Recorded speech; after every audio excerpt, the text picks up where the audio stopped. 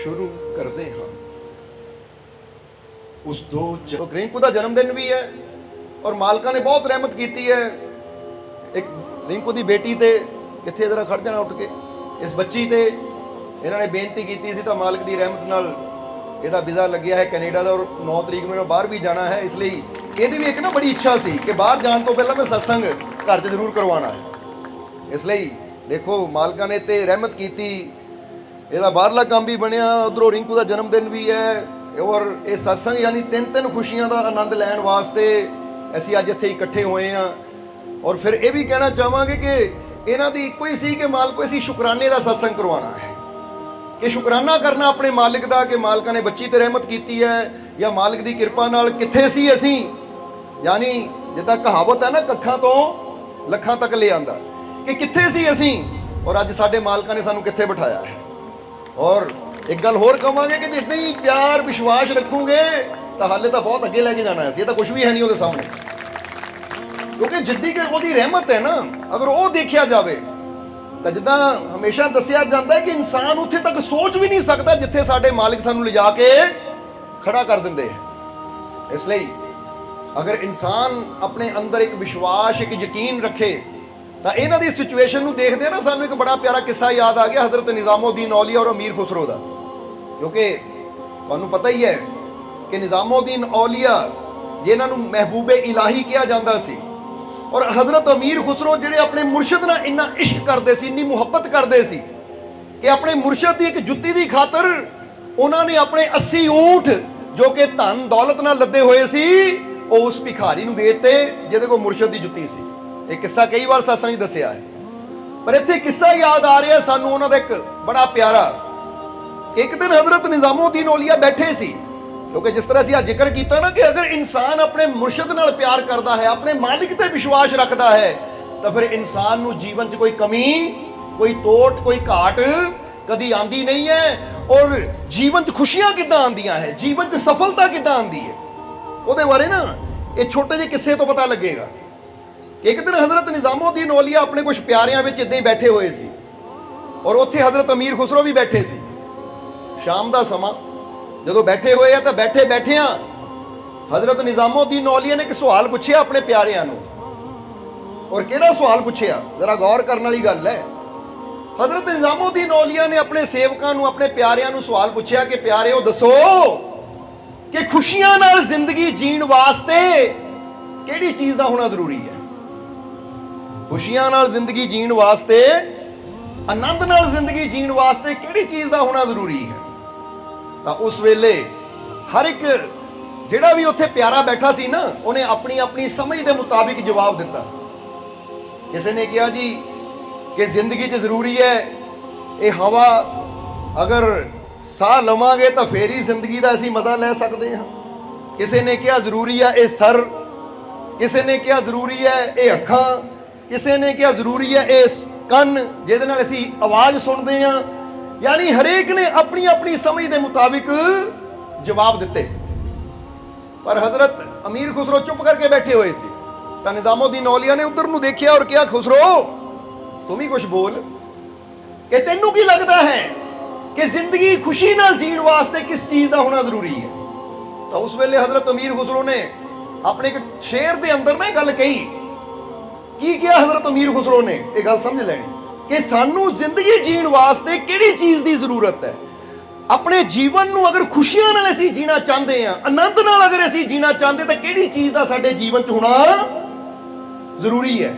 तो अमीर खुसरो अपने शेर दे विच अपने कलाम च दसदे है, कहंदे मुर्शद सुनो फिर जे मैनू पुछदे हो, वो कहंदे ना जे सर जरूरी है, क्योंकि किसी ने कहा सी सर की बड़ी जरूरत है, वो कहंदे ना जे सर जरूरी है, ना ये पांव और हाथ जरूरी है। ना ये सर जरूरी है, ना ये पांव ना ये हाथ जरूरी है, जिंदगी खुशियों से जीने के लिए ऐ मेरे मुर्शद बस तेरा साथ जरूरी है। वो कहते जिंदगी खुशियां ना जीण वास्ते मेरे मुर्शद तेरा साथ जरूरी है। क्योंकि जे कोई तुहानू पूछे कि रास्ता अहमियत रखता है या मंजिल, ਤਾਂ ਕਿਸੇ ਨੇ ਕਹਿਣਾ ਜੀ ਰਸਤਾ ਅਹਿਮੀਅਤ ਰੱਖਦਾ ਹੈ, ਕਿਸੇ ਨੇ ਕਹਿਣਾ ਮੰਜ਼ਿਲ। ਪਰ ਜੇ ਸਾਨੂੰ ਕੋਈ ਪੁੱਛੇ ਕਿ ਰਸਤਾ ਅਹਿਮੀਅਤ ਰੱਖਦਾ ਹੈ ਜਾਂ ਮੰਜ਼ਿਲ, ਅਸੀਂ ਕਹਿਣਾ ਨਾ ਰਸਤਾ ਅਹਿਮੀਅਤ ਰੱਖਦਾ ਨਾ ਮੰਜ਼ਿਲ, ਬਲਕਿ ਸਾਡੇ ਸਾਥ ਕੌਣ ਚੱਲ ਰਿਹਾ ਅਹਿਮੀਅਤ ਇਹ ਰੱਖਦਾ ਹੈ। ਕਿਉਂਕਿ ਅਗਰ ਮਹਿਬੂਬ ਨਾਲ ਹੋਵੇ ਤਾਂ ਫਿਰ ਰਸਤਾ ਚਾਹੇ ਜੰਗਲ ਦਾ ਹੋਵੇ ਉੱਥੇ ਹੀ ਮੰਗਲ ਹੋ ਜਾਂਦੇ ਹੈ। ਤਾਂ ਜੇ ਕੋਈ ਆਪਣਾ ਪਿਆਰਾ ਹੀ ਨਾਲ ਨਾ ਹੋਵੇ ਤਾਂ ਫਿਰ ਮੇਲੇ ਵੀ ਮਜ਼ਾ ਨਹੀਂ ਦਿੰਦੇ। ਸਮਝਦੇ ਹੋ ਕਿ ਨਹੀਂ? ਇਸ ਲਈ ਮੰਜ਼ਿਲ ਵੀ ਉਨੀ ਜ਼ਰੂਰੀ ਨਹੀਂ ਹੈ, ਰਸਤਾ ਵੀ ਉਨਾ ਜ਼ਰੂਰੀ ਨਹੀਂ ਹੈ, ਜਿੰਨਾ ਜ਼ਰੂਰੀ ਹੈ ਕਿ ਅਸੀਂ ਕਿਹਦੇ ਨਾਲ ਚੱਲ ਰਹੇ ਹਾਂ, ਸਾਡਾ ਸਾਥ ਕੌਣ ਦੇ ਰਿਹਾ ਹੈ, ਸਾਡੇ ਸਾਥ ਕੌਣ ਚੱਲ ਰਿਹਾ ਹੈ। ਹੁਣ ਇੱਥੇ ਦੋ ਚੀਜ਼ਾਂ ਜਾਂਦੀਆਂ ਹੈ ਇਸ਼ਾਰੇ, ਇੱਕ ਤਾਂ ਬਾਹਰੀ ਤੌਰ ਤੇ ਸਾਡੇ ਨਾਲ ਕੌਣ ਚੱਲ ਰਿਹਾ, ਦੂਜਾ ਅੰਦਰੂਨੀ ਤੌਰ ਤੇ ਸਾਡੇ ਨਾਲ ਕੌਣ ਚੱਲ ਰਿਹਾ ਹੈ। ਹੁਣ ਤੁਸੀਂ ਦੇਖੋ ਕੋਈ ਸੁੰਦਰ ਰਸਤਾ ਵੀ ਹੋਵੇ ਪਰ ਅਗਰ ਇਨਸਾਨ ਦੇ ਅੰਦਰ ਉਹਦਾ ਡਰ ਚੱਲ ਰਿਹਾ ਹੈ, ਉਹਦੀਆਂ ਚਿੰਤਾਵਾਂ ਚੱਲ ਰਹੀਆਂ, ਉਹਦੀਆਂ ਟੈਨਸ਼ਨਾਂ ਉਹਦੇ ਨਾਲ ਨਾਲ ਚੱਲ ਰਹੀਆਂ, ਤਾਂ ਉਹ ਸੁੰਦਰ ਤੋਂ ਸੁੰਦਰ ਮਾਰਗ ਦਾ ਮਜ਼ਾ ਵੀ ਨਹੀਂ ਲੈ ਪਾਏਗਾ, ਕਿਉਂਕਿ ਧਿਆਨ ਤਾਂ ਉਹਦਾ ਡਰ ਚਿੰਤਾ 'ਚ ਹੀ ਹੋਏਗਾ। ਹੁਣ ਕਈ ਵਾਰ ਤੁਸੀਂ ਦੇਖਿਆ ਨਾ ਘਰ 'ਚ ਕਿਸੇ ਦੀ ਸ਼ਾਦੀ ਹੁੰਦੀ, ਵਿਆਹ ਹੁੰਦਾ ਹੈ, ਇੰਨਾ ਖੁਸ਼ੀਆਂ ਦਾ ਟਾਈਮ ਹੁੰਦਾ ਹੈ, ਪਰ ਬੰਦਾ ਚਿੰਤਾ ਵਿੱਚ ਨਾ ਰਾਤ ਨੂੰ ਸੌਂ ਪਾਉਂਦਾ, ਕਿਤੇ ਆਹ ਨਾ ਘਟ ਜਾਵੇ, ਕਿਤੇ ਉਹ ਨਾ ਘਟ ਜਾਵੇ, ਕਿਤੇ ਇੱਥੇ ਨਾ ਬੇਇੱਜ਼ਤੀ ਹੋ ਜਾਵੇ, ਕਿਤੇ ਉਹ ਨਾ ਨਾਰਾਜ਼ ਹੋ ਜਾਵੇ, ਕਿਤੇ ਇਦਾਂ ਨਾ ਹੋ ਜਾਵੇ। ਉਹ ਚਿੰਤਾ ਵਿੱਚ ਹੀ ਉਹ ਸਾਰਾ ਪ੍ਰੋਗਰਾਮ ਚਲਾ ਜਾਂਦਾ ਤੇ ਇਨਸਾਨ ਉਹਦਾ ਪੂਰਾ ਆਨੰਦ ਲੈ ਹੀ ਨਹੀਂ ਪਾਉਂਦਾ। ਤਾਂ ਜਿਹਦੇ ਅੰਦਰ ਵਿਸ਼ਵਾਸ ਹੁੰਦਾ ਹੈ, ਜਿਹਦੇ ਅੰਦਰ ਯਕੀਨ ਹੁੰਦਾ ਹੈ, ਜਿਹਦੇ ਅੰਦਰ ਆਪਣੇ ਮੁਰਸ਼ਦ ਦਾ ਵਿਸ਼ਵਾਸ ਭਰੋਸਾ ਹੁੰਦਾ ਹੈ, ਫਿਰ ਪ੍ਰੋਗਰਾਮ ਉਹਦੇ ਵੀ ਹੁੰਦੇ ਹੈ ਪਰ ਉਹ ਹਰ ਪਲ ਦਾ ਪੂਰਾ ਪੂਰਾ ਆਨੰਦ ਲੈਂਦਾ, ਕਿਉਂਕਿ ਉਹਨੂੰ ਪਤਾ ਹੈ ਕਿ ਮੈਨੂੰ ਕੋਈ ਕਮੀ ਆ ਹੀ ਨਹੀਂ ਸਕਦੀ, ਮੇਰੇ ਘਰ 'ਚ ਕੋਈ ਤੋਟ ਆ ਹੀ ਨਹੀਂ ਸਕਦੀ, ਕਿਉਂਕਿ ਮੇਰੇ ਹਰ ਕਾਰਜ ਨੂੰ ਪੂਰਾ ਕਰਨ ਵਾਲਾ ਮੇਰਾ ਮਾਲਿਕ ਮੇਰੇ। ਬਸ ਜਿਹਦੇ ਅੰਦਰ ਇਹ ਵਿਸ਼ਵਾਸ ਹੁੰਦਾ ਉਹ ਤਾਂ ਫਿਰ ਹਰ ਪਲ ਦਾ ਪੂਰਾ ਪੂਰਾ ਆਨੰਦ ਲੈਂਦਾ ਹੈ, ਮਜ਼ਾ ਲੈਂਦਾ ਹੈ। ਹੁਣ ਜੇ ਤੁਸੀਂ ਵੀ ਜ਼ਿੰਦਗੀ ਖੁਸ਼ੀਆਂ ਨਾਲ ਜੀਣੀ ਹੈ ਤਾਂ ਫਿਰ ਕਵਾਂਗੇ, ਕੋਈ ਕਹਿੰਦਾ ਜੀ ਸਿਰ ਦਾ ਹੋਣਾ ਜ਼ਰੂਰੀ ਹੈ, ਕੋਈ ਕਹਿੰਦਾ ਜੀ ਹਵਾ ਦਾ ਹੋਣਾ ਜ਼ਰੂਰੀ ਹੈ। ਤਾਂ ਇੱਕ ਗੱਲ ਹਮੇਸ਼ਾ ਯਾਦ ਰੱਖੋ, ਹਵਾ ਸਾਰੇ ਲੈ ਰਹੇ ਹੈ, ਆਕਸੀਜਨ ਸਾਹ ਸਾਰੇ ਲੈ ਰਹੇ ਹੈ ਕਿ ਨਹੀਂ, ਦੇਖ ਵੀ ਸਾਰੇ ਰਹੇ ਹੈ, ਸੁਣ ਵੀ ਸਾਰੇ ਰਹੇ ਹੈ। ਹੁਣ ਜੇ ਖੁਸ਼ੀਆਂ ਵਾਸਤੇ ਹਵਾ ਦਾ, ਸੁਣਨ ਦਾ ਜਾਂ ਦੇਖਣ ਦਾ ਇਹ ਜ਼ਰੂਰੀ ਹੁੰਦਾ ਤਾਂ ਫਿਰ ਅੱਜ ਇਨਸਾਨ ਦੇਖਦਾ ਵੀ ਹੈ, ਸਾਹ ਵੀ ਲੈਂਦਾ, ਖਾਂਦਾ ਪੀਂਦਾ ਵੀ ਹੈ, ਫਿਰ ਵੀ ਦੁਖੀ ਹੈ। ਬੋਲੋ ਹੈ ਕਿ ਨਹੀਂ? ਫਿਰ ਵੀ ਇਨਸਾਨ ਦੇ ਜੀਵਨ 'ਚ ਕਿੰਨੀਆਂ ਚਿੰਤਾਵਾਂ ਹੈ। ਇਸ ਲਈ ਅਮੀਰ ਖੁਸਰੂ ਨੇ ਮੁਰਸ਼ਿਦ ਨੂੰ ਕਿਉਂ ਰੱਖਿਆ? ਉਹ ਕਹਿੰਦੇ ਇਨਸਾਨ ਚਾਹੇ ਸਿਰ ਵੀ ਸਲਾਮਤ ਹੈ, ਹੱਥ ਪੈਰ ਵੀ ਸਲਾਮਤ ਹੈ, ਪਰ ਅਗਰ ਇਨਸਾਨ ਨੂੰ ਅੰਦਰ ਕੋਈ ਹਿੰਮਤ, ਹੌਸਲਾ, ਸਾਹਸ ਦੇਣ ਵਾਲਾ ਨਹੀਂ ਹੈ, ਕੋਈ ਗਿਆਨ ਦੇਣ ਵਾਲਾ ਨਹੀਂ ਹੈ, ਕੋਈ ਜ਼ਿੰਦਗੀ ਨੂੰ ਜੀਣ ਦਾ ਢੰਗ ਦੇਣ ਵਾਲਾ ਨਹੀਂ ਹੈ, ਤਾਂ ਫਿਰ ਇਨਸਾਨ ਦੇ ਜੀਵਨ 'ਚ ਦੁੱਖ ਹੀ ਦੁੱਖ ਹੁੰਦੇ ਆ, ਖੁਸ਼ੀਆਂ ਕਦੀ ਆ ਹੀ ਨਹੀਂ ਸਕਦੀਆਂ। ਬੋਲੋ ਸਮਝਦੇ ਹੋ ਕਿ ਨਹੀਂ? ਜਿੱਦਾਂ ਹੁਣ ਸਮਝ ਲਓ ਕਿ ਅਸੀਂ ਇੱਕ ਸਵਾਲ ਕਈ ਵਾਰ ਪੁੱਛੀਦਾ, ਇੱਥੇ ਹੀ ਪੁੱਛਣਾ ਚਾਹਾਂਗੇ। ਹੁਣ ਫਰਜ਼ ਕਰੋ ਇੱਕ ਨੌਜਵਾਨ ਹੈ, ਇੱਕ ਨੌਜਵਾਨ ਹੈ, ਉਹਦੇ ਕੋਲ 10 ਮੰਜ਼ਿਲਾ ਘਰ ਹੈ, ਮਹਿਲ ਵਰਗਾ ਉਹਦਾ ਘਰ ਹੈ, ਔਰ ਉਹਦੇ ਘਰ ਦੇ ਵਿੱਚ ਇੰਨੀ ਦੌਲਤ ਹੈ ਕਿ ਸੋਨੇ ਦੀਆਂ ਥਾਲੀਆਂ 'ਚ ਖਾਣਾ ਆਉਂਦਾ ਹੈ, ਸੋਨੇ ਦੀਆਂ ਥਾਲੀਆਂ 'ਚ ਖਾਣਾ ਆਉਂਦਾ ਹੈ, ਨੌਕਰ ਚਾਕਰ ਵੀ ਹੈ, ਸਭ ਕੁਝ ਹੈ, ਪਰ ਉਹ ਨੌਜਵਾਨ ਪਾਗਲ ਹੈ। ਨੌਜਵਾਨ ਕੀ ਹੈ? ਪਾਗਲ ਹੈ, ਜਿਹਨੂੰ ਕੋਈ ਸਮਝ ਹੀ ਨਹੀਂ ਹੈ ਉੱਠਣ ਬੈਠਣ ਦੀ, ਕੱਪੜਾ ਪਾਉਣ ਦੀ। ਜਦੋਂ ਦਿਲ ਕਰਦਾ ਕੱਪੜੇ ਪਾੜ ਦਿੰਦਾ ਹੈ, ਜਦੋਂ ਦਿਲ ਕਰਦਾ ਚੀਜ਼ਾਂ ਭੰਨਣੀਆਂ ਸ਼ੁਰੂ ਕਰ ਦਿੰਦਾ ਹੈ। ਯਾਨੀ ਹੁਣ ਉਹਦੇ ਕੋਲ ਸਭ ਕੁਝ ਹੈ ਪਰ ਇੱਕ ਸਮਝ ਨਹੀਂ ਹੈ, ਜ਼ਿੰਦਗੀ ਜੀਣ ਦਾ ਗਿਆਨ ਨਹੀਂ ਹੈ। ਤਾਂ ਉਹ ਸਭ ਕੁਝ ਹੁੰਦਿਆਂ ਹੋਇਆਂ ਵੀ ਉਹਦਾ ਮਜ਼ਾ ਜਾਂ ਉਹਦਾ ਆਨੰਦ, ਉਹਦਾ ਲਾਭ ਉਹ ਲੈ ਨਹੀਂ ਸਕਦਾ, ਕਿਉਂਕਿ ਕਿਸੇ ਵੀ ਚੀਜ਼ ਦਾ ਲਾਭ ਅਸੀਂ ਉਦੋਂ ਲੈ ਸਕਦੇ ਹਾਂ ਜਦੋਂ ਸਾਡੀ ਬੁੱਧੀ, ਸਾਡੀ ਸਮਝ ਸਹੀ ਹੋਵੇ। ਤਾਂ ਹੀ ਤਾਂ ਅਸੀਂ ਇੱਕ ਗੱਲ ਕਹੀਦੀ ਹੈ ਕਿ ਇਨਸਾਨ ਜੇ ਚਾਹੁੰਦਾ ਨਾ ਮੇਰੇ ਘਰ 'ਚ ਖੁਸ਼ੀ ਆਵੇ, ਤਾਂ ਕਈ ਵਾਰ ਬੰਦਾ ਕਹਿੰਦਾ ਕਿ ਮੇਰੇ ਘਰ 'ਚ ਸੋਫਾ ਸੈੱਟ ਹੋਵੇ ਫਿਰ ਮੈਨੂੰ ਖੁਸ਼ੀ ਮਿਲਣੀ ਹੈ, ਮੇਰੇ ਘਰ 'ਚ ਡਿਨਰ ਸੈੱਟ ਹੋਵੇ ਫਿਰ ਮੈਨੂੰ ਖੁਸ਼ੀ ਮਿਲਣੀ ਹੈ, ਜਾਂ ਮੇਰੇ ਘਰ ਦੇ ਵਿੱਚ ਆਹ ਟੀਵੀ ਸੈੱਟ ਹੋਵੇ ਫਿਰ ਮੈਨੂੰ ਖੁਸ਼ੀ ਮਿਲਣੀ ਹੈ। ਕਹਿੰਦੇ ਜਿੰਨੇ ਮਰਜ਼ੀ ਸੈੱਟ ਰੱਖੀ ਜਾਓ, ਪਰ ਜੇ ਤੁਹਾਡਾ ਮਾਈਂਡ ਹੀ ਸੈੱਟ ਨਹੀਂ ਹੈ, ਮਨ ਹੀ ਸੈੱਟ ਨਹੀਂ ਹੈ, ਤਾਂ ਕਿਸੇ ਚੀਜ਼ ਨੇ ਤੁਹਾਨੂੰ ਖੁਸ਼ੀ ਕਦੀ ਦੇਣੀ ਨਹੀਂ ਹੈ। ਬੇਸ਼ੱਕ ਘਰ ਖਾਲੀ ਹੋਵੇ, ਪਰ ਅਗਰ ਤੁਹਾਡੀ ਬੁੱਧੀ ਸੈੱਟ ਹੈ, ਮਾਈਂਡ ਸੈੱਟ ਹੈ, ਮਨ ਸਹੀ ਜਗ੍ਹਾ ਹੈ, ਤਾਂ ਫਿਰ ਖਾਲੀ ਘਰ ਵੀ ਸਵਰਗ ਦਾ ਨਜ਼ਾਰਾ ਦਿੰਦਾ ਹੈ। ਤਾਂ ਹੀ ਤਾਂ ਗੁਰੂਆਂ, ਰਹਿਬਰਾਂ, ਪੀਰਾਂ, ਫਕੀਰਾਂ ਦੀ ਜ਼ਿੰਦਗੀ ਨੂੰ ਦੇਖੋ, ਕੱਖਾਂ ਦੀਆਂ ਕੁੱਲੀਆਂ 'ਚ ਵੀ ਉਹ ਏਦਾਂ ਆਨੰਦ ਲੈਂਦੇ, ਇੰਨੇ ਪ੍ਰਸੰਨ ਹੈ, ਇੰਨੇ ਖੁਸ਼ ਹੈ ਕਿ ਇਨਸਾਨ ਉਹਨਾਂ ਦੀ ਖੁਸ਼ੀ ਦਾ ਮੁਕਾਬਲਾ ਕਰ ਹੀ ਨਹੀਂ ਸਕਦਾ। ਉਹ ਰਾਜੇ ਮਹਾਰਾਜੇ ਮਹਿਲਾਂ 'ਚ ਰਹਿ ਕੇ ਦੁਖੀ ਹੈ, ਚਿੰਤਿਤ ਹੈ, ਪਰ ਸੰਤ ਫਕੀਰ ਕੱਖਾਂ ਦੀਆਂ ਕੁੱਲੀਆਂ 'ਚ ਬਹਿ ਕੇ ਖੁਸ਼ ਹੈ। ਤਾਂ ਹੀ ਤਾਂ ਮਹਾਤਮਾ ਬੁੱਧ ਦੀ ਗੱਲ ਇੱਥੇ ਯਾਦ ਆ ਗਈ ਕਿ ਜਦੋਂ ਮਹਾਤਮਾ ਬੁੱਧ ਨੂੰ ਉਹ ਗਿਆਨ ਪ੍ਰਾਪਤ ਹੋਇਆ ਨਾ, ਮਹਾਤਮਾ ਬੁੱਧ ਬੈਠੇ ਸੀ, ਜਦੋਂ ਅੰਦਰੋਂ ਸੁਰਤੀ ਜੁੜੀ, ਉਹ ਗਿਆਨ ਪ੍ਰਾਪਤ ਹੋਇਆ, ਤਾਂ ਕਹਿੰਦੇ ਕਈ ਮਹੀਨੇ ਕਈ ਦਿਨ ਮਹਾਤਮਾ ਬੁੱਧ ਉੱਠੇ ਹੀ ਨਹੀਂ, ਬੈਠੇ ਹੀ ਰਹੇ ਉੱਥੇ। ਤਾਂ ਫਿਰ ਅੰਦਰੋਂ ਰੱਬ ਦੀ ਆਵਾਜ਼ ਆਈ ਕਿ ਐ ਬੁੱਧ, ਹੁਣ ਇਸ ਮੰਜ਼ਿਲ ਨੂੰ ਪਾਇਆ ਹੈ ਤਾਂ ਸੰਸਾਰ ਦੀ ਤਰਫ ਚੱਲ, ਸੰਸਾਰ ਦੀ ਤਰਫ ਚੱਲ। ਤਾਂ ਮਹਾਤਮਾ ਬੁੱਧ ਨੇ ਕਿਹਾ ਜੀ ਮੈਨੂੰ ਹੁਣ ਸੰਸਾਰ ਦੀ ਲੋੜ ਨਹੀਂ ਹੈ, ਮੈਨੂੰ ਹੁਣ ਸੰਸਾਰ ਦੀ ਲੋੜ ਨਹੀਂ ਹੈ, ਕਿਉਂਕਿ ਮੈਂ ਆਨੰਦ ਵਿੱਚ ਹਾਂ। ਮੈਂ ਜਿੱਥੇ ਆ ਪੇੜ ਦੇ ਥੱਲੇ ਬੈਠਾ, ਮੈਂ ਇੱਥੇ ਹੀ ਆਨੰਦ ਵਿੱਚ ਆ। ਕਿਉਂਕਿ ਜਦੋਂ ਮੈਂ ਰਾਜੇ ਦੇ ਮਹਿਲ 'ਚ ਸੀ, ਕਿਉਂਕਿ ਰਾਜਕੁਮਾਰ ਸਿਧਾਰਥ ਹੀ ਬਾਅਦ ਚੋਂ ਬੁੱਧ ਹੋਏ, ਰਾਜੇ ਦੇ ਪੁੱਤਰ ਸੀ ਉਹ ਕਹਿੰਦੇ ਜਦੋਂ ਮੈਂ ਮਹਿਲ 'ਚ ਸੀ ਉਦੋਂ ਮੈਨੂੰ ਤਕਲੀਫ ਸੀ, ਉਦੋਂ ਮੈਂ ਚਿੰਤਿਤ ਸੀ, ਪਰ ਹੁਣ ਮੈਂ ਉਸ ਆਨੰਦ ਨੂੰ ਪਾ ਲਿਆ ਕਿ ਅੱਜ ਇਸ ਧਰਤੀ ਤੇ ਬਹਿ ਕੇ, ਪੇੜ ਦੇ ਥੱਲੇ ਬਹਿ ਕੇ ਮੈਂ ਬੜਾ ਖੁਸ਼ ਹਾਂ। ਇਸ ਲਈ ਹੁਣ ਮੈਂ ਸੰਤੁਸ਼ਟ ਹਾਂ, ਮੈਨੂੰ ਉਸ ਆਨੰਦ ਦੀ ਪ੍ਰਾਪਤੀ ਹੋ ਗਈ ਜੋ ਇਹ ਜੀਵਨ ਦਾ ਮਕਸਦ ਹੈ। ਇਸ ਲਈ ਹੁਣ ਮੈਨੂੰ ਸੰਸਾਰ ਦੀ ਲੋੜ ਨਹੀਂ, ਮੈਂ ਸੰਸਾਰ ਦੀ ਤਰਫ ਨਹੀਂ ਜਾਣਾ। ਜਦੋਂ ਇੰਨੀ ਗੱਲ ਮਹਾਤਮਾ ਬੁੱਧ ਨੇ ਕਹੀ ਨਾ ਅੰਦਰ ਹੀ ਰੱਬ ਨੂੰ, ਤਾਂ ਅੰਦਰੋਂ ਆਵਾਜ਼ ਆਈ, ਉਹ ਬੁੱਧ ਕਿ ਮੈਂ ਇਸ ਲਈ ਤੈਨੂੰ ਕਹਿ ਰਿਹਾ ਸੰਸਾਰ ਦੀ ਤਰਫ ਜਾ, ਕਿਉਂਕਿ ਮੈਨੂੰ ਪਤਾ ਹੈ ਤੈਨੂੰ ਸੰਸਾਰ ਦੀ ਲੋੜ ਨਹੀਂ ਹੈ, ਪਰ ਇਸ ਸੰਸਾਰ ਨੂੰ ਤੇਰੀ ਲੋੜ ਹੈ। ਕਿਉਂਕਿ ਤੂੰ ਤਾਂ ਉਸ ਆਨੰਦ ਨੂੰ ਪਾ ਲਿਆ ਕਿ ਤੈਨੂੰ ਸੰਤੁਸ਼ਟੀ ਹੋ ਗਈ, ਕੋਈ ਇੱਛਾ ਨਹੀਂ ਰਹਿ ਗਈ, ਕੋਈ ਅੰਦਰ ਲੋਭ ਨਹੀਂ ਰਹਿ ਗਿਆ, ਕੋਈ ਅੰਦਰ ਮੰਗ ਨਹੀਂ ਰਹਿ ਗਈ, ਤੂੰ ਤਾਂ ਪੂਰਨ ਹੋ ਗਿਆ। ਪਰ ਹੁਣ ਤੈਨੂੰ ਸੰਸਾਰ ਦੀ ਲੋੜ ਨਹੀਂ ਹੈ, ਪਰ ਜਿਹੜਾ ਆਨੰਦ, ਜਿਹੜੀ ਸ਼ਾਂਤੀ, ਜਿਹੜਾ ਪ੍ਰੇਮ, ਜਿਹੜੀ ਕਰੁਣਾ ਤੇਰੇ ਅੰਦਰ ਹੈ, ਉਹਦੀ ਲੋੜ ਇਸ ਸੰਸਾਰ ਨੂੰ ਹੈ। ਇਸ ਲਈ ਹੁਣ ਤੂੰ ਸੰਸਾਰ ਕੋ ਜਾ, ਤਾਂ ਕਿ ਜਿਹੜਾ ਆਨੰਦ ਤੂੰ ਜਾਣਿਆ ਹੈ, ਜਿਹੜੀ ਸੰਤੁਸ਼ਟੀ ਤੂੰ ਜਾਣੀ ਹੈ, ਉਹ ਸੰਤੁਸ਼ਟੀ ਉਹ ਵੀ ਜਾਣ ਸਕਣ ਜਿਹੜੇ ਦੁਨੀਆ ਮਗਰ ਦੌੜ ਦੌੜ ਕੇ ਆਪਣਾ ਜੀਵਨ, ਆਪਣਾ ਜਨਮ ਵਿਅਰਥ ਗਵਾ ਰਹੇ ਹੈ। ਸਮਝਦੇ ਹੋ ਕਿ ਨਹੀਂ? ਹੁਣ ਜਰਾ ਸੋਚਣਾ, ਮਹਾਤਮਾ ਬੁੱਧ ਜਦ ਤੱਕ ਮਹਿਲਾਂ 'ਚ ਸੀ ਅਸੰਤੁਸ਼ਟ ਸੀ, ਪਰੇਸ਼ਾਨ ਸੀ, ਚਿੰਤਤ ਸੀ, ਪਰ ਜਿੱਦਾਂ ਹੀ ਉਹਨਾਂ ਨੇ ਜੰਗਲ 'ਚ ਬਹਿ ਕੇ ਆਪਣੇ ਅੰਦਰਲੇ ਆਨੰਦ ਨੂੰ ਜਾਣਿਆ, ਉਹ ਮੈਡੀਟੇਸ਼ਨ ਦੇ ਜ਼ਰੀਏ, ਧਿਆਨ ਦੇ ਜ਼ਰੀਏ, ਉਹ ਬੰਦਗੀ ਦੇ ਜ਼ਰੀਏ ਜਦੋਂ ਆਪਣੇ ਅੰਦਰ ਨੂੰ ਜਾਣਿਆ, ਤਾਂ ਉਹਨਾਂ ਨੂੰ ਉਹ ਸੰਤੁਸ਼ਟੀ ਮਿਲ ਗਈ ਜਿਹੜੀ ਉਹਨਾਂ ਨੂੰ ਮਹਿਲਾਂ 'ਚ ਨਹੀਂ ਮਿਲੀ।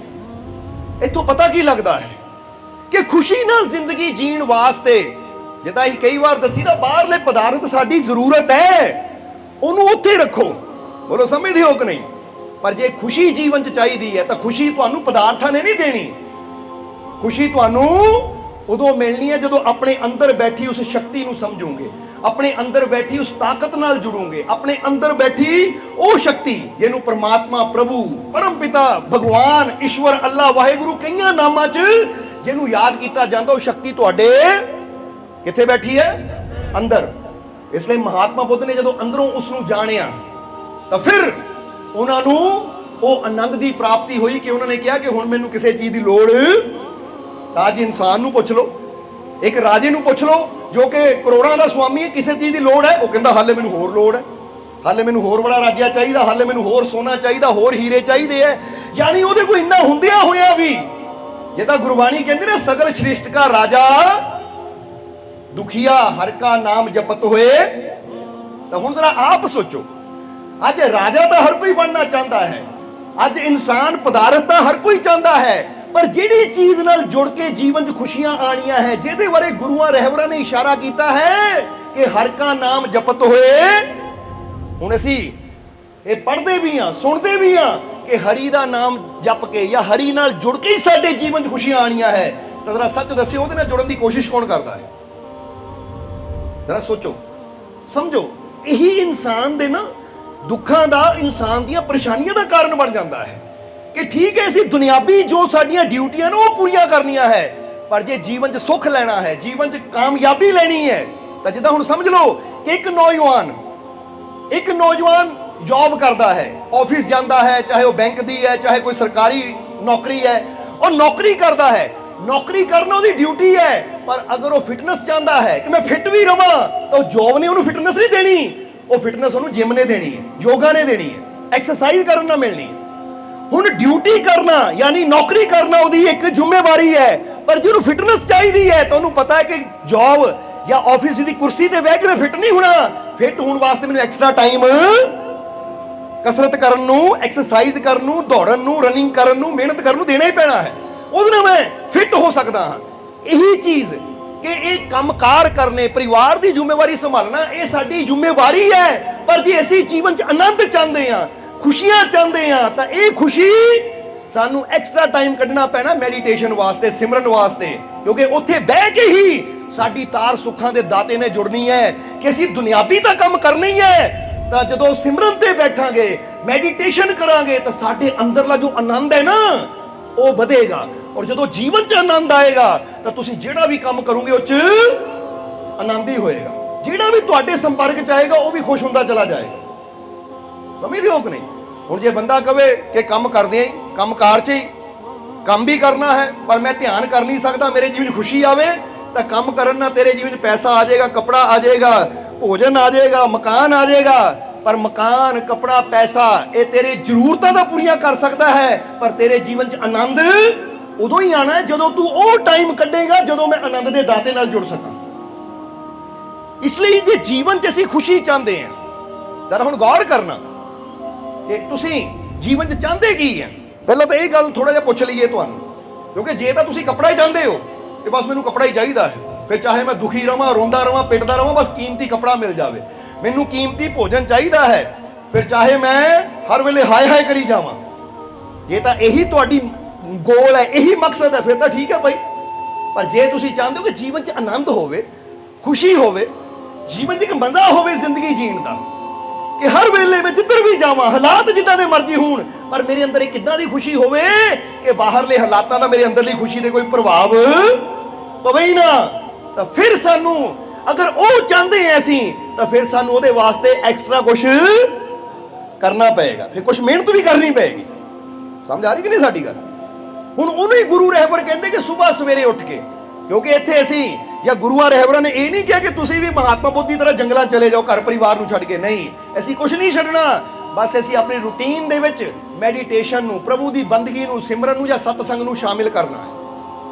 ਸਮਝਦੇ ਹੋ ਕਿ ਨਹੀਂ? ਜਿੱਦਾਂ ਦੱਸਿਆ ਨਾ, ਜਿਹੜਾ ਜੋ ਨੌਜਵਾਨ ਫਿੱਟ ਹੋਣਾ ਚਾਹੁੰਦਾ ਹੈ ਉਹਨੇ ਛੱਡਣਾ ਕੁਝ ਨਹੀਂ, ਬਸ ਉਹਨੇ ਕੁਝ ਚੀਜ਼ ਐਡ ਕਰਨੀ ਹੈ। ਐਡ ਕੀ ਕਰਨੀ ਹੈ ਕਿ ਮੈਂ ਅੱਛੀ ਖੁਰਾਕ ਲੈਣੀ ਹੈ ਤਾਂ ਮੈਂ ਕਸਰਤ ਕਰਨੀ ਹੈ, ਚਾਹੇ ਮੈਂ ਘਰੇ ਉੱਠ ਕੇ ਬੈਠਕ ਕਰ ਲਵਾਂ, ਚਾਹੇ ਘਰੇ ਹੀ ਅੱਧਾ ਘੰਟਾ ਯੋਗਾ ਕਰ ਲਵਾਂ ਜਾਂ ਕੋਈ ਐਕਸਰਸਾਈਜ਼ ਕਰ ਲਵਾਂ। ਅਗਰ ਮੈਂ ਫਿਟਨੈਸ ਚਾਹੁੰਦਾ ਤਾਂ ਕੁਝ ਐਡ ਕਰਨਾ ਪੈਣਾ, ਛੱਡਣ ਦੀ ਕੁਝ ਲੋੜ ਨਹੀਂ ਹੈ। ਕੰਮ ਮੈਂ ਉਦਾਂ ਹੀ ਕਰਨਾ ਹੈ। ਜੇ ਮੈਂ ਸਵੇਰੇ 6 ਵਜੇ ਉੱਠਦਾ ਹਾਂ ਔਰ ਉੱਠ ਕੇ ਖਾਣਾ ਖੁਣਾ ਖਾ ਕੇ 9 ਵਜੇ ਡਿਊਟੀ ਤੇ ਪਹੁੰਚਦਾ ਹਾਂ, ਤਾਂ ਹੁਣ ਮੈਂ 6 ਦੀ ਜਗ੍ਹਾ 5 ਵਜੇ ਉੱਠਾਂ, 4:30 ਉੱਠਾਂ, ਕਿਉਂਕਿ ਕੁਝ ਨਾ ਕੁਝ ਐਡ ਕਰੂੰਗਾ ਤਾਂ ਫੇਰ ਹੀ ਮੇਰੇ ਜੀਵਨ 'ਚ ਬਦਲਾਅ ਵੀ ਆਏਗਾ। ਹੁਣ ਜੇ ਅਸੀਂ ਖੁਸ਼ੀ ਚਾਹੁੰਦੇ ਹਾਂ, ਜੀਵਨ 'ਚ ਆਨੰਦ ਚਾਹੁੰਦੇ ਹਾਂ, ਤਾਂ ਫਿਰ ਕਵਾਂਗੇ ਕਿ ਆਨੰਦ ਦੁਨੀਆ 'ਚ ਨਹੀਂ ਹੈ, ਆਨੰਦ ਦੁਨੀਆ ਨੂੰ ਬਣਾਉਣ ਵਾਲੇ ਉਹ ਦਾਤੇ ਵਿੱਚ ਹੈ। ਦਾਤਾ ਦੀ ਖਾਤਰ ਬੰਦਾ ਸਭ ਕੁਝ ਕਰੀ ਜਾਂਦਾ ਹੈ, ਪਰ ਜਦ ਤੱਕ ਦਾਤੇ ਨਾਲ ਨਹੀਂ ਜੁੜੇਗਾ ਉਦੋਂ ਤੱਕ ਉਹਦੇ ਜੀਵਨ 'ਚ ਖੁਸ਼ੀ, ਆਨੰਦ, ਸਫਲਤਾ ਆਏਗੀ ਨਹੀਂ। ਇਸ ਲਈ ਅਮੀਰ ਖੁਸਰੋ ਨੇ ਬੜੀ ਪਿਆਰੀ ਗੱਲ ਕਹਿਤੀ कि ना ये सर जरूरी है, ना पांव और हाथ जरूरी है, जिंदगी में खुशियों के लिए ऐ मेरे मुर्शिद बस एक तेरा, तो कहते तेरा साथ जरूरी है। क्योंकि मुर्शिद के साथ नाल की होएगा, जे मुर्शिद का साथ मिलेगा तो साडियां बुरियां आदतां छुट जाणगियां। क्योंकि मुर्शिद के नाल चलन नाल फिर इंसान नूं मुर्शिद सिखांदा की है। मुर्शिद का मतलब की हुंदा है, गुरु का मतलब की हुंदा है? गुरु का मतलब जो ज्ञान देवे। और ज्ञान कादा? ज्ञान ये नहीं कि गीता च की लिखिया, कुरान च की लिखिया। ज्ञान ये कि तू अपनी जिंदगी नू बेस्ट किद्दां बना सकता है, जिंदगी जीण दी कला की है, तू निराशा तो आशा की तरफ किद्दां आ सकता है। क्योंकि हिम्मत देना, हौसला देना, साहस देना ना, यही तो मुर्शिद का काम हुंदा, जो सानू नैगेटिविटी जो कढ के पॉजिटिविटी की तरफ ले आवे। जिदा श्री कृष्ण नू किसी ने पूछा सी कि महाराज वो परमात्मा भगवान किद्दां मिलता है, कित्थे मिलता है? तो श्री कृष्ण ने बड़ी प्यारी गल कही, ये साडे सारिਆਂ वास्ते बड़ी जरूरी है। श्री कृष्ण ने की किया? जवाब दिता कि ईश्वर को आप पत्थर, लकड़ी या मिट्टी की मूर्ति में नहीं पा सकते। जरा गौर करना, ਇਹ ਕ੍ਰਿਸ਼ਨ ਦਾ ਜਵਾਬ ਸੀ ਉਸ ਇਨਸਾਨ ਨੂੰ ਜਿਸਨੇ ਸਵਾਲ ਕੀਤਾ ਸੀ ਕਿ ਈਸ਼ਵਰ ਨੂੰ ਕਿੱਦਾਂ ਪਾ ਸਕਦੇ ਹਾਂ। ਉਹ ਕਹਿੰਦੇ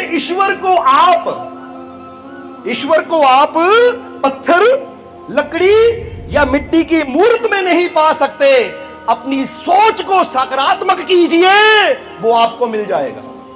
बड़ी प्यारी गल कहती। अजकल के समय अंदर जी साइंस कह रही है ना कि अपनी सोच नू पॉजिटिव रख, अपनी सोच नू अच्छा रख, क्योंकि अज साइंस भी इस चीज़ नू मानती है कि नैगेटिव थॉट का ਨੈਗੇਟਿਵ ਸੋਚ ਦਾ ਔਰ ਪੋਜ਼ਿਟਿਵ ਸੋਚ ਦਾ ਸਾਡੇ ਜੀਵਨ ਤੇ ਬੜਾ ਅਸਰ ਪੈਂਦਾ ਹੈ। ਜਰਾ ਸੋਚ ਕੇ ਦੇਖੋ। ਫਰਜ਼ ਕਰੋ ਹੁਣੇ ਤੁਸੀਂ ਬੈਠੇ ਆ, ਬੈਠਿਆ ਕੋਈ ਤੁਹਾਨੂੰ ਫੋਨ ਕਰ ਦੇਵੇ, ਉਹ ਭਾਈ ਤੇਰਾ ਨੁਕਸਾਨ ਹੋ ਗਿਆ, ਹਾਲਾਂਕਿ ਤੁਸੀਂ ਦੇਖਿਆ ਨਹੀਂ ਹੈ, ਬੋਲੋ ਸਮਝਦੇ ਹੋ ਕਿ ਨਹੀਂ, ਪਰ ਫਿਰ ਵੀ ਉਹ ਸੋਚ ਤੁਹਾਡੇ ਤੱਕ ਆਈ, ਤੁਸੀਂ ਮਨ 'ਚ ਸੋਚ ਲਿਆ ਹਾਏ ਮੇਰਾ ਨੁਕਸਾਨ ਹੋ ਗਿਆ, ਤੁਸੀਂ ਹੁਣੇ ਰੋਣਾ ਸ਼ੁਰੂ ਕਰ ਦੇਣਾ, ਹੁਣੇ ਰੋਣਾ ਸ਼ੁਰੂ ਕਰ ਦੇਣਾ ਹੈ। ਫਿਰ 10 ਮਿੰਟ ਬਾਅਦ ਫੋਨ ਆਵੇ, ਉਹ ਨਹੀਂ ਉਹ ਤੇਰਾ ਨਹੀਂ ਹੋਇਆ, ਮੈਨੂੰ ਭੁਲੇਖਾ ਲੱਗ ਗਿਆ, ਉਹ ਤਾਂ ਗੁਆਂਢੀਆਂ ਦਾ ਹੋਇਆ, ਸ਼ੁਕਰ ਹੈ ਰੱਬਾ ਮੈਂ ਬਚ ਗਿਆ, ਨਾਲ ਹੀ ਖੁਸ਼ ਹੋ ਜਾਣਾ ਸੀ। ਹੁਣ ਖੁਸ਼ੀ ਕਿੱਥੇ ਹੈ, ਗਮ ਕਿੱਥੇ ਹੈ? ਸਾਡੀ ਸੋਚ ਵਿੱਚ ਹੈ। ਸਮਝਦੇ ਹੋ ਕਿ ਨਹੀਂ? ਕਿਸੇ ਨੇ ਕਹਿਤਾ ਤੇਰਾ ਮਾੜਾ ਹੋ ਗਿਆ, ਦੁਖੀ ਹੋ ਗਏ, ਕਿਸੇ ਨੇ ਕਹਿਤਾ ਤੇਰਾ ਚੰਗਾ ਹੋ ਗਿਆ, ਖੁਸ਼ ਹੋ ਗਏ। ਬੋਲੋ ਸਮਝਦੇ ਹੋ ਕਿ ਨਹੀਂ? ਤਾਂ ਜਿਹੜਾ ਇਨਸਾਨ ਆਪਣੀ ਸੋਚ ਨੂੰ ਸਕਾਰਾਤਮਕ ਰੱਖਦਾ ਹੈ, ਉਹ ਕਹਿੰਦਾ ਪਦਾਰਥ ਆਵੇ ਚਾਹੇ ਜਾਵੇ, ਪਦਾਰਥ ਦੇ ਆਣ ਚਾਹੇ ਜਾਣ ਦਾ ਕੋਈ ਫਰਕ ਨਹੀਂ ਪੈਂਦਾ। ਜਿੱਦਾਂ ਹੀ ਹਜ਼ੂਰ ਗੌਸ ਦੇ ਜੀਵਨ ਦੀ ਬੜੀ ਪਿਆਰੀ ਇੱਥੇ ਇਹ ਚੀਜ਼ ਨਾਲ ਜੁੜੀ ਨਾ, ਬੜੀ ਪਿਆਰੀ ਉਹਨਾਂ ਦੇ ਜੀਵਨ ਦੀ ਘਟਨਾ ਯਾਦ ਆ ਗਈ। ਇੱਕ ਦਿਨ ਹਜ਼ੂਰ ਬੈਠੇ ਹੋਏ ਸੀ ਤਾਂ ਇੱਕ ਸੇਵਕ ਨਾ ਦੌੜਾ ਆਇਆ, ਹਜ਼ੂਰ ਏਦਾਂ ਹੀ ਸੰਗਤ 'ਚ ਬੈਠੇ ਸੀ, ਆ ਕੇ ਹਜ਼ੂਰ ਦੇ ਕੋਲ ਆ ਕੇ ਕਹਿਣ ਲੱਗਾ, ਹਜ਼ੂਰ ਉਹ ਆਪਣਾ ਇੱਕ ਜਹਾਜ਼ ਗਿਆ ਸੀ ਨਾ, ਉਹ 'ਚ ਸਮਾਨ ਸੀ, ਉਹ ਜਹਾਜ਼ ਡੁੱਬ ਗਿਆ, ਸਾਡਾ ਲੱਖਾਂ ਦਾ ਨੁਕਸਾਨ ਹੋ ਗਿਆ। ਹਜ਼ੂਰ ਮੁਸਕਰਾਏ, ਕਹਿੰਦੇ ਕੋਈ ਗੱਲ ਨਹੀਂ। ਹਜ਼ੂਰ ਨੇ ਆਪਣਾ ਜ਼ਿਕਰ ਸ਼ੁਰੂ ਕਰਤਾ, ਸਮਝਾ ਰਹੇ ਸੀ, ਸ਼ੁਰੂ ਕੀਤਾ। ਤਾਂ 15-20 ਮਿੰਟ ਹੋਏ, ਇੱਕ ਦੂਸਰਾ ਸੇਵਾਦਾਰ ਦੌੜਾ ਆਇਆ, ਉਹ ਵੀ ਆ ਕੇ ਹਜ਼ੂਰ ਨੂੰ ਕਹਿਣ ਲੱਗਾ, ਕਹਿੰਦਾ ਹਜ਼ੂਰ ਉਹ ਭੁਲੇਖਾ ਲੱਗ ਗਿਆ, ਆਪਣਾ ਜਹਾਜ਼ ਨਹੀਂ ਸੀ, ਕਿਸੇ ਹੋਰ ਦਾ ਸੀ। ਹਜ਼ੂਰ ਕਹਿੰਦੇ ਨਿੱਕੀ ਨਿੱਕੀਆਂ ਗੱਲਾਂ ਵਾਸਤੇ, ਆਪਣੇ ਮੈਂ ਯਾਰ ਦਾ ਜ਼ਿਕਰ ਕਰ ਰਿਹਾ, ਆਪਣੇ ਮਾਲਿਕ ਦਾ ਜ਼ਿਕਰ ਕਰ ਰਿਹਾ, ਨਿੱਕੀ ਨਿੱਕੀਆਂ ਗੱਲਾਂ ਵਾਸਤੇ ਵਿੱਚ ਆ ਕੇ ਰੋਕੋ ਨਾ ਮੈਨੂੰ। ਉਹ ਇਹ ਚੀਜ਼ਾਂ ਮੇਰੇ ਵਾਸਤੇ ਕੋਈ ਮਾਇਨੇ ਨਹੀਂ ਰਖਾਉਂਦੀਆਂ, ਮੇਰੇ ਵਾਸਤੇ ਮਾਇਨੇ ਰਖਾਉਂਦਾ ਮੇਰਾ ਯਾਰ। ਜੇ ਮੇਰਾ ਯਾਰ ਮੇਰੇ ਨਾਲ ਹੈ, ਇੱਕ ਬੇੜਾ ਡੁੱਬੇਗਾ ਤਾਂ ਹਜ਼ਾਰਾਂ ਹੀ ਤਾਰ ਦੇਗਾ। ਇਹ ਬੇੜਿਆਂ ਦੀ ਮੈਂ ਫਿਕਰ ਕੀ ਕਰਨੀ। ਇਹ ਇੱਕ ਇਸ਼ਾਰਾ ਹੈ ਸਾਨੂੰ ਸਾਰਿਆਂ ਨੂੰ ਕਿ ਜੇ ਬੰਦਾ ਕਹੇ ਨਾ ਉਹ ਮੇਰਾ 10,000 ਦਾ ਨੁਕਸਾਨ ਹੋ ਗਿਆ, 20,000 ਦਾ ਨੁਕਸਾਨ ਹੋ ਗਿਆ, ਤਾਂ ਕਹੋ ਮੈਨੂੰ ਨੁਕਸਾਨਾਂ ਬਾਰੇ ਨਾ ਦੱਸ। ਜੇ ਮੇਰਾ ਯਾਰ ਮੇਰੇ ਨਾਲ ਹੈ ਨਾ, ਮੇਰਾ ਮਾਲਿਕ ਮੇਰੇ ਨਾਲ ਹੈ, ਉਹ 10,000 ਗਿਆ 10 ਲੱਖ ਦੇ ਦੇਗਾ, ਕਿਉਂਕਿ ਦੇਣ ਵਾਲਾ ਸਲਾਮਤ ਚਾਹੀਦਾ ਹੈ। ਹੁਣ ਜਿਹਨੂੰ ਆਪਣੇ ਯਾਰ ਨਾਲ ਪਿਆਰ ਹੁੰਦਾ, ਵਿਸ਼ਵਾਸ ਹੁੰਦਾ ਹੈ ਕਿ ਦਾਤਾ ਉਹ ਹੈ। ਦਾਤਾ ਕੌਣ ਹੈ?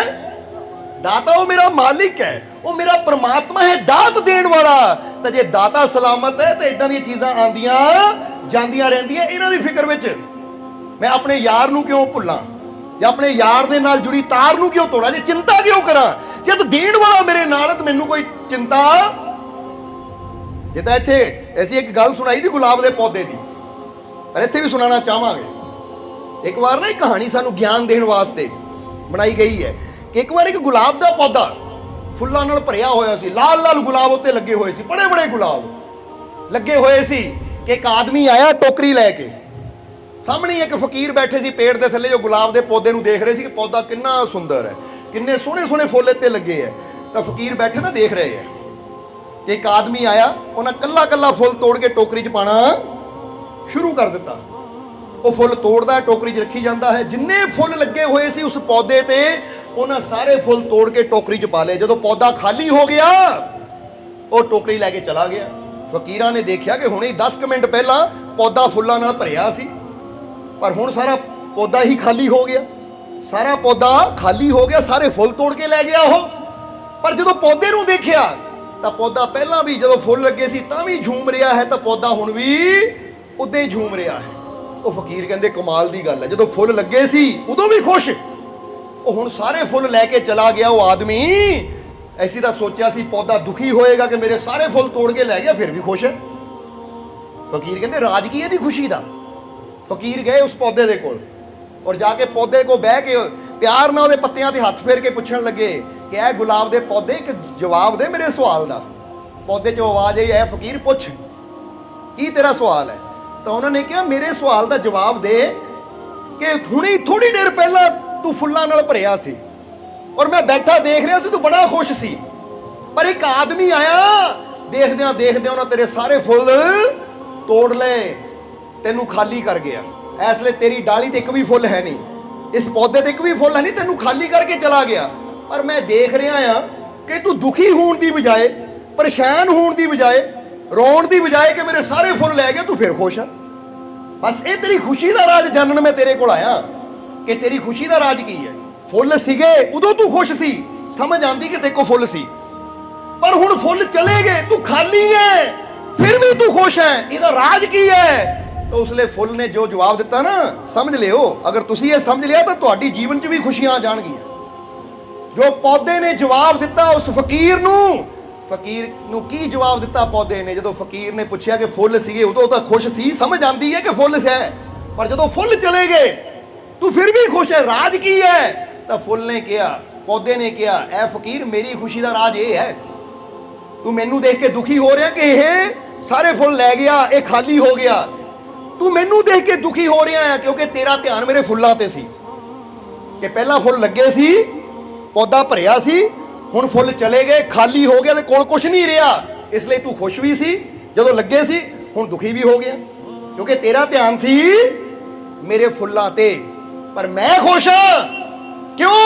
जदों फुल लगे सी उदों भी मैं खुश हाँ, हुण सारे फुल्लों आदमी लै गया तां भी मैं खुश हाँ, क्योंकि मेरा ध्यान है फुल्लां ते नहीं, मेरा ध्यान उस जड़ ते है जिथों मैनू जीवन मिलिया है। जिथों मैनू जीवन मिलिया है, जे जड़ सलामत है इदां दे हज़ारां फुल होर लग जाणगे। जे मैं फुल्लां वल देखां तां फुल आंदे जांदे रहिंदे है, फिर तां आण ते खुशी जाण ते दुख होएगा, पर मैं फुल्लां वल नहीं देखदा क्योंकि फुल एक दात है। ਤਾਂ ਉਹ ਜੜ ਜਿੱਥੋਂ ਮੈਨੂੰ ਜੀਵਨ ਮਿਲਿਆ ਹੈ ਉਹ ਦਾਤਾ ਹੈ। ਜੇ ਜੜ ਮੇਰੀ ਸਲਾਮਤ ਹੈ ਨਾ ਤਾਂ ਜਿਹੜਾ ਮੈਨੂੰ ਜੀਵਨ ਦੇ ਸਕਦਾ ਹੈ ਉਹ ਇਦਾਂ ਦੇ ਹਜ਼ਾਰਾਂ ਫੁੱਲ ਦੁਬਾਰਾ ਖਿਲਾ ਵੀ ਸਕਦਾ ਹੈ। ਹੁਣ ਇਹ ਫੁੱਲ ਦੀ ਕਹਾਣੀ ਤੋਂ ਅਸੀਂ ਕੀ ਸਿੱਖਣਾ ਹੈ, ਇਹ 'ਚ ਕੀ ਗਿਆਨ ਮਿਲਦਾ ਹੈ? ਅੱਜ ਤੁਸੀਂ ਵੀ ਸੋਚੋ ਕਿ ਜੋ ਤੁਹਾਨੂੰ ਮਿਲਿਆ ਹੈ ਇਹ ਸਮਝ ਲਓ ਫੁੱਲ ਹੈ, ਕਿਉਂਕਿ ਤੁਹਾਡਾ ਇਹ ਜੀਵਨ ਦਾ ਪੌਦਾ ਹੈ। ਇਹ ਦਾਤਾਂ ਜੋ ਮਿਲੀਆਂ, ਚਾਹੇ ਘਰ ਹੈ, ਚਾਹੇ ਪੈਸਾ ਹੈ, ਚਾਹੇ ਧੀਆਂ ਪੁੱਤਰ ਹੈ, ਚਾਹੇ ਪਦਾਰਥ ਹੈ, ਇਹ ਫੁੱਲ ਹੈ। ਹੁਣ ਜਿਹੜੇ ਇਨਸਾਨ ਦਾ ਧਿਆਨ ਦਾਤਾਂ ਦੀ ਤਰਫ ਹੀ ਹੋਏਗਾ, ਫੁੱਲਾਂ ਦੀ ਤਰਫ ਹੀ ਹੋਏਗਾ, ਉਹਨੂੰ ਸਦਾ ਚਿੰਤਾ ਰਹੇਗੀ, ਹਾਏ ਕਿਤੇ ਕੋਈ ਦਾਤ ਘਟ ਨਾ ਜਾਵੇ, ਕਿਤੇ ਕੋਈ ਚੋਰੀ ਨਾ ਹੋ ਜਾਵੇ, ਕਿਤੇ ਚਲੀ ਨਾ ਜਾਵੇ, ਉਹ ਹਰ ਵੇਲੇ ਚਿੰਤਾ ਕਰੇਗਾ। ਜੇ ਕਿਤੇ ਘਾਟਾ ਪੈ ਗਿਆ ਰੋ ਰੋ ਕੇ ਬੁਰਾ ਹਾਲ ਕਰ ਲਏਗਾ, ਕਿਉਂਕਿ ਉਹਦਾ ਧਿਆਨ ਦਾਤਾਂ ਦੀ ਤਰਫ ਹੈ, ਉਹਦਾ ਧਿਆਨ ਫੁੱਲਾਂ ਦੀ ਤਰਫ ਹੈ। ਤਾਂ ਜਿਹੜਾ ਇਨਸਾਨ ਆਪਣਾ ਧਿਆਨ ਦਾਤੇ ਵੱਲ ਰੱਖਦਾ, ਜੜ ਵੱਲ ਰੱਖਦਾ ਹੈ ਕਿ ਜਿਸਨੇ ਸਾਨੂੰ ਜੀਵਨ ਦਿੱਤਾ ਹੈ, ਜਿਹੜਾ ਆਪਣੇ ਦਾਤੇ ਵੱਲ ਧਿਆਨ ਰੱਖਦਾ ਹੈ, ਉਹ ਪਤਾ ਕੀ ਕਹਿੰਦਾ? ਜੇ ਕੋਈ ਚੀਜ਼ ਚਲੀ ਵੀ ਜਾਂਦੀ ਹੈ ਉਹ ਫਿਕਰ ਨਹੀਂ ਕਰਦਾ, ਕਿਉਂਕਿ ਉਹਨੂੰ ਪਤਾ ਹੈ ਕਿ ਜਿਸ ਦਾਤੇ ਨੇ ਮੈਨੂੰ ਜ਼ਿੰਦਗੀ ਦਿੱਤੀ ਹੈ, ਜਿਹੜਾ ਪਹਿਲਾ ਦਾਤਾ ਦੇ ਸਕਦਾ ਹੈ, ਜੇ ਉਹ ਸਲਾਮਤ ਹੈ, ਅੱਜ ਇੱਕ ਦਾਤ ਚਲੀ ਗਈ ਤੇ ਇਦਾਂ ਦੀਆਂ ਹਜ਼ਾਰਾਂ ਹੋਰ ਦੇ ਦੇਗਾ। ਜਿਹੜਾ ਸਮਝਣਾ ਸਾਰਿਆਂ ਨੇ, ਸੁੱਖ ਦਾ ਰਾਜ, ਖੁਸ਼ੀ ਦਾ ਰਾਜ ਹੀ ਇਹ ਹੈ ਕਿ ਚੀਜ਼ ਨੂੰ ਨਾ ਦੇਖੋ, ਉਹ ਚੀਜ਼ਾਂ ਦੇ ਮਾਲਿਕ ਨੂੰ ਦੇਖੋ, ਕਿਉਂਕਿ ਚੀਜ਼ ਘਟਦੀ ਹੈ, ਵੱਧਦੀ ਹੈ, ਆਂਦੀ ਹੈ, ਜਾਂਦੀ ਹੈ, ਪਰ ਜੇ ਦੇਖੀਏ ਮੈਨੂੰ ਇਹ ਚੀਜ਼ ਦੇਣ ਵਾਲਾ ਮੇਰਾ ਮਾਲਿਕ, ਕਿਉਂਕਿ ਕਿਹਨੇ ਦਿੱਤਾ ਸਭ ਕੁਝ। ਅੱਜ ਤੁਸੀਂ ਧਰਤੀ ਤੇ ਬੈਠੇ ਹੋ, ਧਰਤੀ ਤੁਸੀਂ ਬਣਾਈ ਹੈ। ਅੱਜ ਤੁਸੀਂ ਜੋ ਅਨਾਜ ਖਾਂਦੇ ਹੋ, ਇਹ ਕਿਹੜੀ ਧਰਤੀ ਚੋਂ ਨਿਕਲਦਾ ਹੈ? ਹਵਾ ਦੇ ਵਿੱਚ ਆਕਸੀਜਨ ਹੈ ਔਰ ਤੁਸੀਂ ਸਵਾਸ ਲੈਂਦੇ ਹੋ, ਇਹ ਕੌਣ ਹੈ ਹਵਾ ਦੇਣ ਵਾਲਾ? ਇਹ ਦਾਤਾ, ਉਹ ਮਾਲਿਕ ਹੈ, ਉਹ ਪ੍ਰਮਾਤਮਾ ਪ੍ਰਭੂ ਹੈ। ਅਗਰ ਸਾਡੀ ਨਜ਼ਰ ਉਹ ਦਾਤੇ ਤੇ ਹੈ ਨਾ, ਤਾਂ ਫਿਰ ਬੰਦਾ ਕਹੇਗਾ ਜਦੋਂ ਮਾਂ ਦੇ ਗਰਭ 'ਚ ਸੀ ਉੱਥੇ ਮੇਰੀਆਂ ਸਾਰੀਆਂ ਜ਼ਰੂਰਤਾਂ ਪੂਰੀਆਂ ਕੀਤੀਆਂ, ਹੁਣ ਜੀਵਨ ਦਿੱਤਾ ਹੈ, ਤਾਂ ਜੇ ਕੋਈ ਚੀਜ਼ ਘਟਦੀ ਵੱਧਦੀ ਵੀ ਹੈ ਤਾਂ ਮੈਂ ਟੈਨਸ਼ਨ ਨਹੀਂ ਲੈਣੀ, ਇਹ ਵਿਸ਼ਵਾਸ ਰੱਖਣਾ ਕਿ ਮੈਨੂੰ ਦਾਤਾ ਦੇਣ ਵਾਲਾ ਮੇਰਾ ਦਾਤਾ ਨਾਲ ਹੈ, ਤਾਂ ਫਿਰ ਮੈਨੂੰ ਘਾਟਾ ਕਦੀ ਉਹਨਾਂ ਪੈਣ ਹੀ ਨਹੀਂ ਦੇਣਾ। ਫਿਰ ਬੰਦਾ ਰੋਂਦਾ ਨਹੀਂ ਹੈ, ਚਿੰਤਾ ਨਹੀਂ ਕਰਦਾ। ਇਸ ਲਈ ਫੁੱਲ ਵਾਲਾ ਗਿਆਨ ਆਪਣੇ ਅੰਦਰ ਲਿਆਓ ਕਿ ਐ ਫਕੀਰ ਤੇਰੀ ਨਜ਼ਰ ਫੁੱਲਾਂ ਤੇ ਸੀ, ਫੁੱਲ ਗਏ ਤਾਂ ਤੂੰ ਦੁਖੀ ਹੋ ਗਿਆ, ਪਰ ਮੇਰੀ ਨਜ਼ਰੇ ਫੁੱਲ ਲਾਣ ਵਾਲੇ ਉਹ ਦਾਤੇ ਤੇ ਆ, ਜੜ ਜਿੱਥੋਂ ਫੁੱਲ ਮੈਨੂੰ ਜੀਵਨ ਮਿਲਿਆ ਹੈ। ਉਹ ਜੇ ਜੜ ਮੇਰੀ ਸਲਾਮਤ ਹੈ, ਅੱਜ ਇਹ ਫੁੱਲ ਗਏ ਤਾਂ ਦੇਖੀ ਤਾਂ 2-4 ਦਿਨਾਂ 'ਚ ਦੁਬਾਰਾ ਕੁੰਬਲਾ ਫੁੱਟਣਗੀਆਂ, ਦੁਬਾਰਾ ਨਵੇਂ ਫੁੱਲ ਆ ਜਾਣਗੇ। ਪਰ ਉਹਦੇ ਵਾਸਤੇ ਹੁਣ ਜੇ ਸੋਚੋ, ਜੇ ਪੌਦਾ ਸੋਚੇ ਹਾਏ ਮੇਰੇ ਫੁੱਲ ਲੈ ਗਿਆ, ਹੁਣ ਉਹ ਸੋਚ ਕੇ ਆਪ ਹੀ ਸੁੱਕੀ ਜਾਵੇ, ਆਪਣੇ ਆਪ ਨੂੰ ਸੁਕਾਈ ਦੇਵੇ, ਤਾਂ ਦੁਬਾਰਾ ਫੁੱਲ ਕਦੀ ਉੱਤੇ ਖਿਲਣਾ ਹੀ ਨਹੀਂ ਹੈ। ਹੁਣ ਜੇ ਬੰਦੇ ਦੀ ਕੋਈ ਚੀਜ਼ ਚਲੀ ਗਈ, ਨੁਕਸਾਨ ਹੋ ਗਿਆ, ਔਰ ਇਹ ਸੋਚ ਕੇ ਬੰਦਾ ਦਿਲ ਨੂੰ ਫੜ ਕੇ ਬਹਿ ਜਾਵੇ, ਟੈਨਸ਼ਨ ਲੈ ਕੇ ਬਿਮਾਰੀ ਲਾ ਕੇ ਬਹਿ ਜਾਵੇ, ਤਾਂ ਫਿਰ ਜਿਹੜੇ ਆਉਣ ਵਾਲੇ ਸਮੇਂ 'ਚ ਨਵੇਂ ਫੁੱਲ ਖਿਲ ਸਕਦੇ ਹੈ, ਉਹ ਖਿਲਣ ਦਾ ਮੌਕਾ ਕਦੀ ਕਹਿ ਦਿਓ ਮਿਲਣਾ ਹੀ ਨਹੀਂ ਹੈ। ਬੰਦਾ ਇਹ ਸੋਚੇ ਕਿ ਹੁਣ ਨੁਕਸਾਨ ਹੋ ਗਿਆ ਜਾਂ ਹੁਣ ਆ ਚੀਜ਼ ਚਲੀ ਗਈ, ਕੋਈ ਗੱਲ ਨਹੀਂ, ਬੋਲੋ ਸਮਝਦੇ ਹੋ ਕਿ ਨਹੀਂ? ਉਹ ਕੋਈ ਗੱਲ ਨਹੀਂ। ਜਿੱਦਾਂ ਕਈ ਵਾਰ ਨਾ ਦੇਖਿਆ, ਅੱਜ ਕੱਲ੍ਹ ਬੱਚੇ ਆਈਲੈਟਸ ਬਹੁਤ ਕਰਦੇ ਆ, ਔਰ ਕਈਆਂ ਦੇ ਨਾ ਬੈਂਡ ਆ ਜਾਂਦੇ, 5 ਬੈਂਡ 5.5 ਬੈਂਡ ਆ ਗਏ, ਉਹ ਰੋਣ ਲੱਗ ਜਾਂਦੇ, ਦੁਖੀ ਹੋਣ ਲੱਗ ਜਾਂਦੇ, ਹਾਏ ਮੈਨੂੰ ਤਾਂ 6.5 ਚਾਹੀਦੇ ਸੀ ਕੈਨੇਡਾ ਜਾਣ ਨੂੰ, ਪਰ ਮੇਰੇ 5 ਆ ਗਏ, 5.5 ਆ ਗਏ। ਬੋਲੋ ਸਮਝਦੇ ਹੋ ਕਿ ਨਹੀਂ? ਹੁਣ ਜੇ ਬੰਦਾ ਦੇਖੇ ਉਹ ਰੋਣਾ ਸ਼ੁਰੂ ਕਰ ਦੇਵੇ, ਤਾਂ ਫਿਰ ਉਹਨਾਂ ਕੈਨੇਡਾ ਚਲ ਜਾਣਾ ਹੈ, ਉਹਨੂੰ ਸਫਲਤਾ ਮਿਲ ਜਾਣੀ ਹੈ। ਬੋਲੋ ਸਮਝਣਾ ਜ਼ਰਾ। ਹੁਣ ਇੱਥੇ ਨਾ ਇੱਕ ਜੀਵ ਸੀਗੇ ਆਪਣੇ ਦਰਬਾਰ ਤੇ ਆਏ, ਆ ਕੁੜੀ ਨੇ 3-4 ਵਾਰ ਟੈਸਟ ਦਿੱਤਾ, 5.5 ਬੈਂਡ ਆਏ।